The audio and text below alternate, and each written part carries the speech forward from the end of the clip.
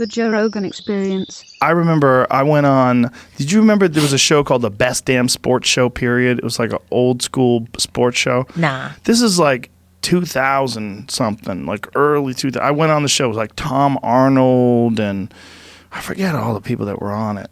But anyway, I was telling them, like, I go, this sport's going to be huge. I go, it's the most exciting sport in the world, and I think it's going to be as big as any other professional sport. They were just laughing in my face. They're like, "Wah!" Like, They're like, what are you talking about? Cage fighting? There's no fucking way that's ever going to be popular. Yeah. What's up, Jamie? The account that announced this back in September, the Henderson-Liddell fight, is a parody account that people didn't catch on to. So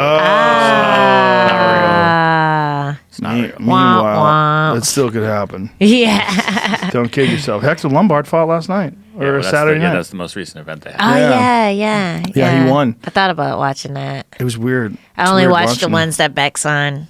Beck Rollins. Oh, right. Yeah. But I think she's the champ, right? Yeah. Bare knuckle champ. Yeah, she was killing in there. She came to train with us again. She was one of the first people who were at Alliance, one of the first girls. So that was one of the reasons I went out there.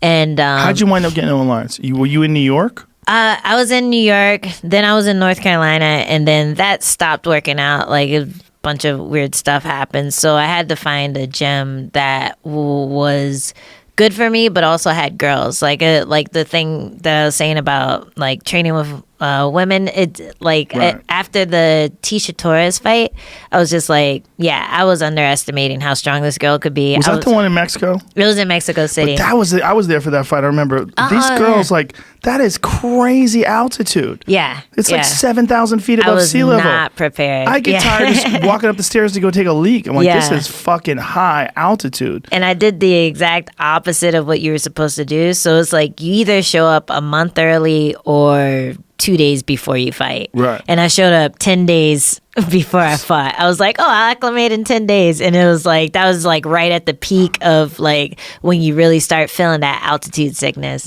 So I was messed up from the altitude. I was sick from the, I forget what they call it, the Montezuma's Revenge. Montezuma's Revenge. Yeah, I was sick from that. I was sick from the altitude.